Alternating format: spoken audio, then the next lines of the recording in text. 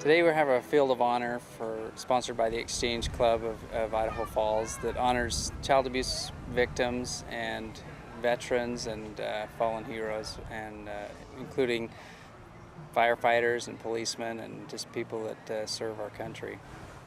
We started off at 9 o'clock in the morning and laid out the grid for 1,000 American flags, 20 rows of 50, and we have 50 child abuse prevention flags in our circle of honor to honor victims of abuse. As far as setting up the field, we had 4 months basically to do this, and thought there's no way that it's going to work. And it all came together very well. For my position, setting up the field, laying everything out, talked to Colonial about it, and got some good ideas. And like I say, with the manuals and everything, that made it pretty easy. The video that we had to watch for the setup, when we talked to them, whatever we needed, they basically had an answer for. So it really wasn't that tough. We've had incredible support right away from the city. The mayor is on board from the get-go, having his support, having the Parks and Recs support behind it, and the city commissioners. They have been 100% supportive, and we couldn't have done it without their support being in this park. I really thought our field here would be much smaller than what it ended up being. And with this landscape that we have, good hillside, a lot of trees, a lot of obstacles to work with, but we measured it out and figured we could do it. It ended up being much larger than we thought and much more beautiful. It's amazing to see it once it's up.